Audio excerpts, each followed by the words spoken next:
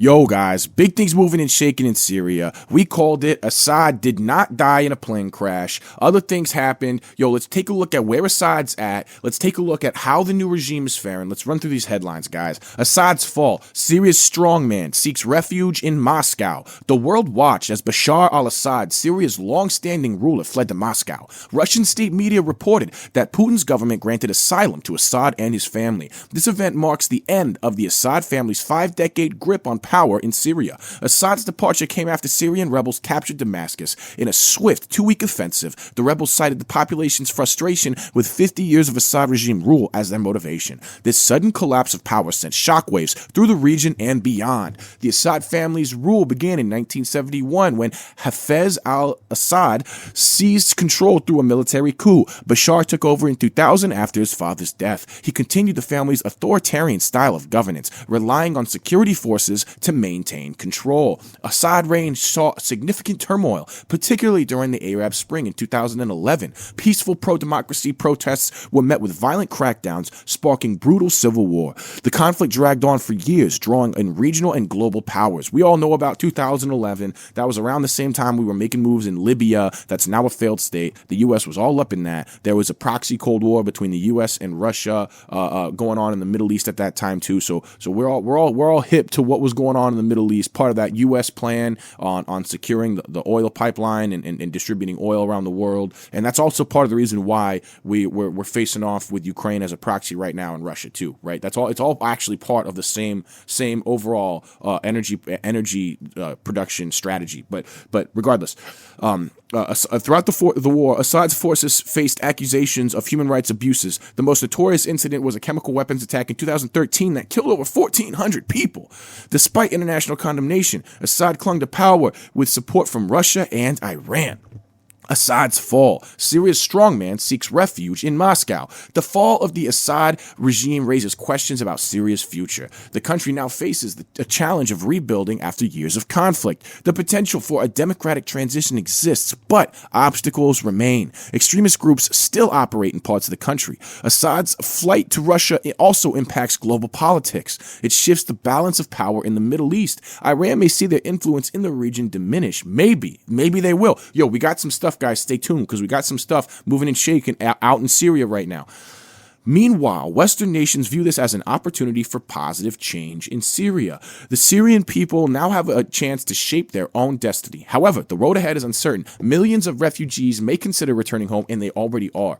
The country's infrastructure needs rebuilding. Political reconciliation between various factions will still be crucial. And like we talked about yesterday, they're saying the right things for that to be in place. They definitely are, man. So let's take a look. Iran in direct contact with groups in Syria's new leadership, Iran officials say. So we were all worried. We were all thinking, hey, this is good for U.S. interests, right? This is good for what we're looking for in the Middle East. This is kind of bolstering all the moves that we were doing back in 2011, what we were just referencing, right? So we were talking about that yesterday, right? Well, apparently Iran stepped in and is engaging in diplomacy with these groups too, right? So it's a little more complicated than we originally thought, and it looks like these groups right here might understand that they have a little bit of leverage to play with.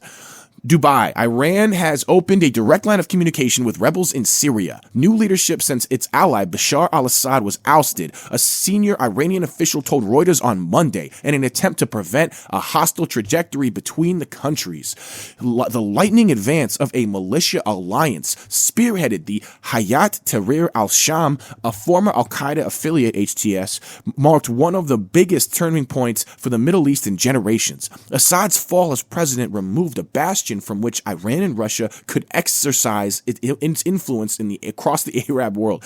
Hours after Assad's fall, Iran expected relations with Damascus to continue based on the two countries' far-sighted and wise approach, and called for the establishment of an inclusive government representing all segments of Syrian society. Yo, I also heard that there's a number of Christians in Syria too that are really worried about their position as these new, more extreme factions enter. And so hopefully when they talk about that inclusivity, they're also talking about the Christian populations as well, because we all know, man, I mean, predating the Christian Crusades, we all know how extremists from the Middle East came and enslaved massive swaths of Eastern Europe, man. And that's the whole reason that's the whole thing that sparked off the Christian Crusades, right? So Christians in this area have been targeted for a long time. And so hopefully when he says that, when he's talking about an inclusive government, he's talking exactly about those Christian populations too, man. That when I read that, that's what I'm hoping for.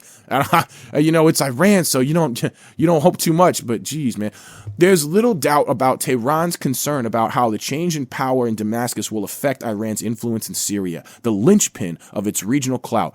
There is no panic. There is no panic. 3 Iranian officials told Reuters as Tehran seeks diplomatic avenues to establish contact with people whom one of the officials called those within Syria's new ruling groups whose views are closer to Iran's. Okay. So there's opportunity there. And while it's an opportunity for the U.S. to step in and Turkey to step in and other influences that are outside of Iran's national interests, right? It is at the same time not a direct rebuke of Iran and their involvement in the region, apparently from what we're seeing. It could have been, right? It definitely was a rebuke of the Assad regime. But apparently it's not the same kind of rebuke of Iran's cultural involvement in the area. The main concern for Iran is whether Assad's successor will push Syria away from Tehran's orbit. Right. A second Iranian official said, that scenario Iran is keen to avoid. A hostile post-Assad Syria would deprive the Lebanese armed group Hezbollah of its only land supply route and deny Iran its main access to the Mediterranean and front line with Israel. So Iran is in a vulnerable position, and they're looking to make friends, not enemies right now. And the U.S. and Turkey are very aware of that. Not that the U.S. and Turkey are directly aligned at all. But not that they're not. It's just Turkey very much, from what I'm able to see, has their own interests in the world, and they're willing to make deals as far as it works for them. But they don't sign themselves up to anybody else's ship, and they don't sign themselves on to anybody else's army. Just from the vibe I get from the tone that they take on the world stage. But yeah, so seriously, man, like Iran's got to be careful because right now anybody else could step in and supplant them as a power in the region, and their local power in that region is kind of all they've got backing them up right now, because they definitely are not the ally to the elites of the world that we all live under here in the West. One of the senior officials said Iran's clerical rulers, facing the loss of an important ally in Damascus and the return of Donald Trump to the White House in January, were open to engaging with Syria's new leaders. Man, is it bad for anybody, for these guys, Iran, China, Russia, to be on their heels and looking to make friends rather than enemies? I don't think so. I don't think that's bad for anybody. This engagement is key to stabilize ties and avoiding further regional tensions, the official said. Tehran has established contacts with 2 groups inside the new leadership, and the level of interaction will be assessed in the coming days after a meeting with Iran's Supreme National Security Council, a top security body, said. The 2 of the Iranian officials said Tehran was wary of Trump's using Assad's removal as leverage to intensify economic and political pressure on Iran, either to force concessions or destabilize the Islamic Republic. Look, last thing we need to do is start devaluing our dollar in the eyes of foreign governments even more by trying to use economic sanctions to force things. I think especially with as nervous as Donald Trump makes people walking in the room, we can do this through flat out diplomacy and conversations and public statements. I don't think we need to immediately start hitting economic sanctions. All right. Also, on top of that, didn't Iran already accept a central bank? I mean, at the end of the day, Iran is not fighting a winning battle here. If you look at the long-term history of Iran, they've lost ground and lost ground. They're just trying to lose ground as slowly as possible. After pulling the United States out of Iran's 2015 nuclear deal with 6 major powers in 2018, then President Trump pursued a maximum pressure policy that led to extreme economic hardship and exacerbated public discontent in Iran. Trump is staffing his planned administration with hawks on Iran. Yeah, everybody was hawking on Trump when he pulled out of that nuclear deal. See, the thing is it was a sweetheart deal that Obama had given Iran, and it actually took a lot of oversight away. It gave Iran a lot of space to sneak around in the background, and that's why Trump pulled the deal away. It wasn't because he was trying to be friendly with Iran and friendly with Russia. It was because he felt like the deal didn't go hard enough, and it locked the U.S. into a position that did not allow them to respond as he felt they would need to, given events and developments regarding Iran's nuclear program.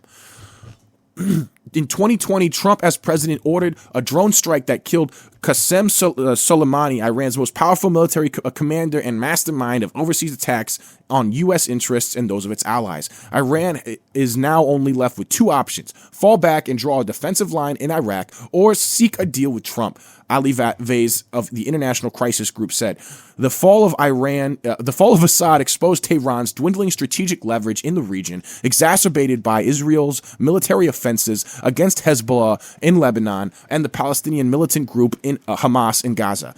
Iran's clerical rulers spent billions of dollars propping up Assad during the civil war that erupted in Syria in 2011 and deployed its revolutionary guards to Syria to keep its ally in power and maintain Tehran's axis of resistance to Israel and U.S. influence in the Middle East. Assad's fall removes a critical link in Iran's regional resistance chain that served as a crucial transit route for Tehran to supply arms and fund its proxies, particularly Hezbollah. So Iran is definitely in a tight spot. But are they out of the game? No, they're not.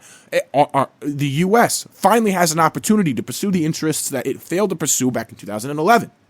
So, where are we at, man? Things are crazy right now in the Middle East. Things are shaking. I really think that this is actually part of the overall broader strategy that Israel and the U.S. might be working on together. Because if you take Israel's interests and the U.S. interests and you pair them up and then you look at what's going on, whoa, man, this has... now, look, I'm not the most educated person in the world, but this has CIA and Mossad written all over it, in my opinion, bro. This is pretty wild. And it also fits directly in line with shaking up the Middle East and ready for a Middle Eastern realignment that definitely favors Israel and U.S. interests. So I'm seeing that play out right now. Now, I got another headline right here. Russia has struck a deal with Syrian rebels to keep air and navy bases. Right, so we're all talking about U.S. interests, Israel interests. Well, what's the direct antithesis of that, right? Russia, China, Iran, right? And they all are kind of in an axis together, right? And they were working to stabilize the Middle East at that time and maintain the status quo. Not stabilize the Middle East as in they're the good guys in the Middle East trying to keep everything nice and safe. I just mean, look, they stabilized everything for Assad, right? And they had Hezbollah and they had the Russian military in there keeping everything stabilized for Assad, more than likely working together with coordination from Iran and Russia, okay? Well, what's going on exactly right now? What's happening right now? Reports Russia has struck a deal with Syrian rebels to keep air and navy bases. Yo, guys, let's check this out real quick. What are they saying? Russia has reportedly struck a deal with Syrian rebel groups that saw ousted dictator Bashar al-Assad leave the country and head to Moscow, where the Russian government says he's been granted political asylum on humanitarian grounds. This deal secures the safety of Russia's two bases on Syria's Mediterranean coast, a naval base and an air force base that are critical to Russia's activities in the Mediterranean, the Middle East, and particularly in Africa. There was some concern about what might happen to those bases when Syrian opposition forces took over, but it looks like the exit of Assad has been done in exchange for the rebels leaving the bases alone, and as a result, the rebel forces were able to sweep into Damascus unopposed, and the Syrian government troops either surrendered or fled. Yo, did I not call that? Yo, at the beginning of the video, did I not say, guys, I go through this live with you, okay? Yo, did I not say that they worked out a deal? And when we looked at the plane yesterday, why did it turn around like that? Why did it descend slowly? Yo, I called it, man. It means that opposition groups are now in control in Damascus. The leader of the main opposition faction, Abu Muhammad al-Jolani, who heads the group Hayat Tahrir al-Sham, an Islamist group from the northwest of Syria. He's addressed supporters in the famous Umayyad Mosque in the center of Damascus. He's called the rebel victory a turning point for the region and a new chapter in the history of the Islamic nation. HTS, there are a lot of concerns about HTS because it comes from jihadist groups like ISIS and Al-Qaeda. That's where its roots are, although in recent years it's disavowed that kind of transnational jihadism It's promising an inclusive and tolerant Syria for ethnic minorities. Syria is a multi-ethnic and multi-religious country, and overwhelmingly Syrians are welcoming the change. They're hopeful that the end of the Assad regime means that finally there's a chance for Syria's future. There's been scenes of celebration right across Syria, and perhaps the most poignant symbol of the fall of the Assad regime is the sight of prisoners being freed from Assad's notorious prisons. Many people have been locked up there for years. There are thousands of political prisoners. Many people have simply disappeared. Syrians called it going behind the sun because they didn't know what had happened to their loved ones. There are families waiting in Damascus, desperate for news of relatives from whom they haven't heard for years because they were taken away by Syria's secret police. So there's been scenes of joy, scenes of heartache, and an overwhelming sense of relief for the people, not only in Syria, but for the many Syrians who were forced into exile as a result of this civil war. After 13 years of conflict, they hope now that there'll be no more fighting, no more bloodshed, a political process to secure Syria's future and resolve, and hold those accountable, who put such misery upon the people of Syria for so many years. I think that's what every normal person is hoping. But I think our elites are looking at this whole situation and they're just seeing dollar signs, to be honest with you.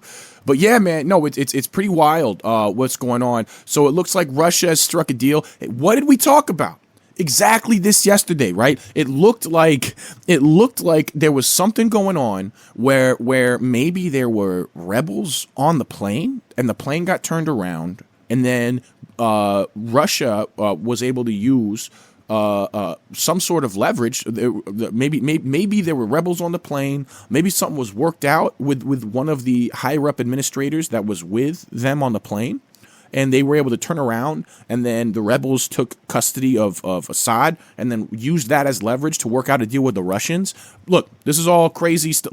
Look, Jason Bourne is one of my favorite movies ever, all right? The Bourne Identity is one of my favorite movies. I just love thinking about this stuff. It's so much fun to think about, like if this was a movie, right? And Assad, and it was like following Assad, right? And the collapse of Assad. What happened on that plane? Anyway, it's just fun for me, right? So, all right, so we talked about that. We talked about Iran. We talked about Russia. We talked about their interests. We talked about what's going on in Syria. Well, what's going on with the U.S. and U.S. interests? And what's the U.S. doing in the midst of all this, right? Well, U.S. to stick with Kurdish allies in Syria.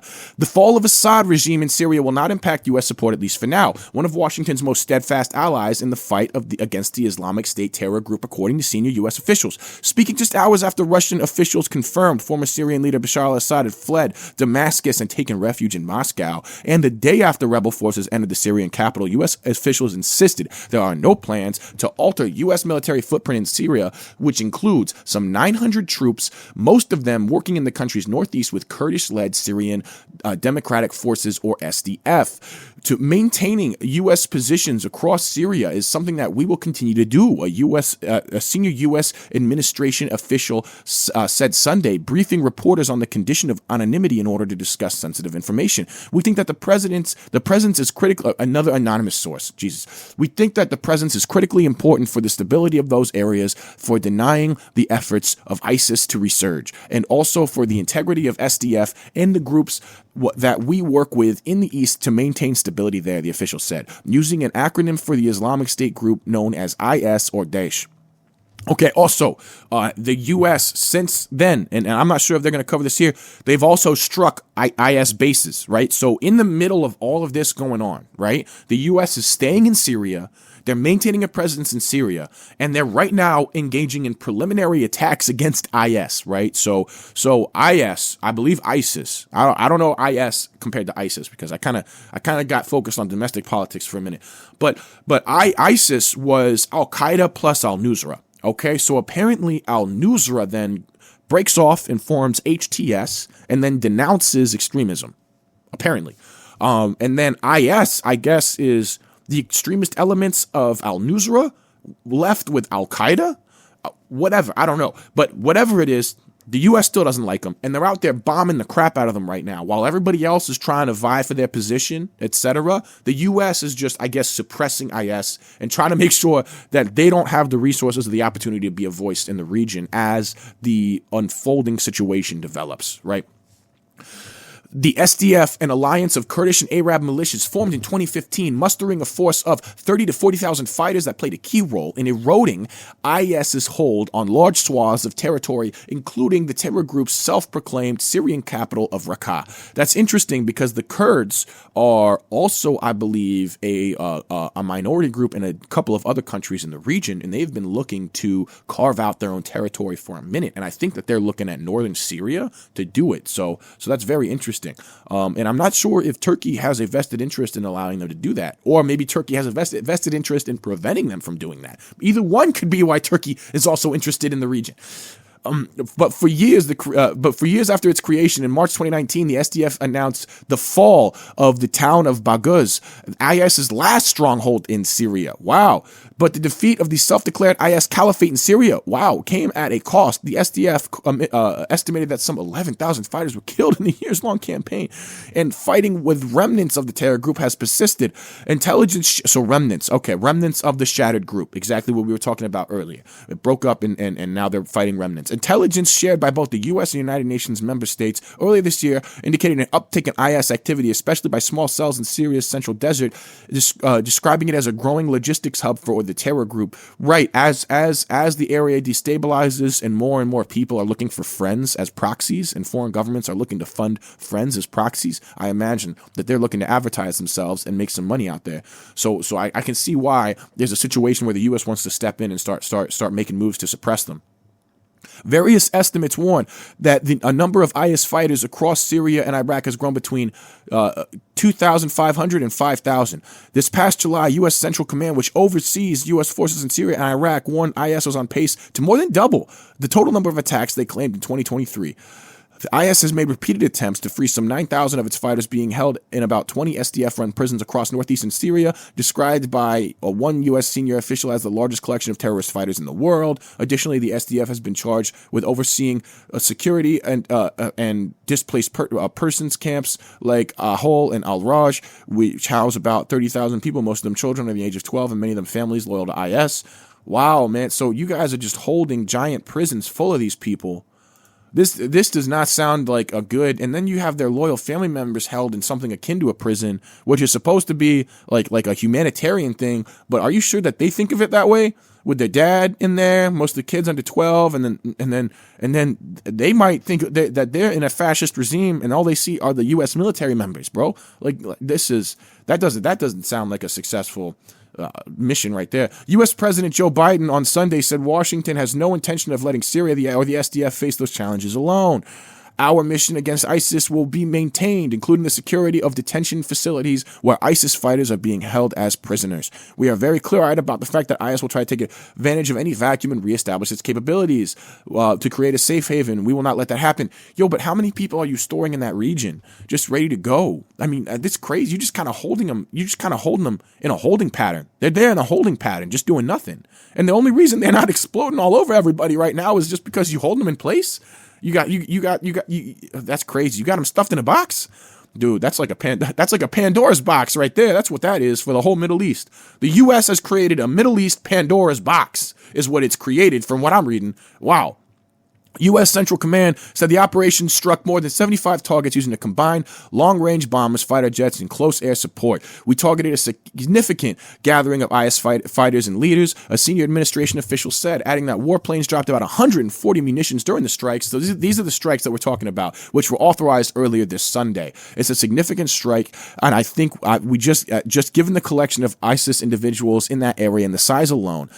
But the U.S. concerns about instability extend beyond the threat from IS itself. There are fears that ongoing tensions between SDF and Turkey could also bring additional instability and danger. Already, there have been reports between Turkish-backed forces and SDF in northern Syria. And then there's also the Kurds, right? Because the Kurds, I believe, are a minority in Turkey that I don't even think they're treated well or acknowledged by the Turkish government. And not only that, they're a minority from other neighboring countries as well. They're a whole cultural region that's completely ignored by people out there. Turkey has also long voiced objections to the U.S. alliance with Kurdish-led SDF, including that many of the fighters are also People's Protections Units, or YGP, a Syrian-based offshoot of the Turkey-based Kurdistan Workers' Party, labeled by both Ankara and Washington as terrorist organizations. And though the U.S. views the SDF and YPG as different entities, in Turkey's view, they are one and the same. Interesting. So, like I said, Turkey is opposed to the Kurdish forces, and they are in the region because they desire to prevent the Kurdish forces from being able to create and entrench themselves. So that's very interesting, guys. And there's an opposition between Turkey and Kurdish forces out there. Kurdish forces are without a state, but for a long time, they've wanted a state to represent their cultural region.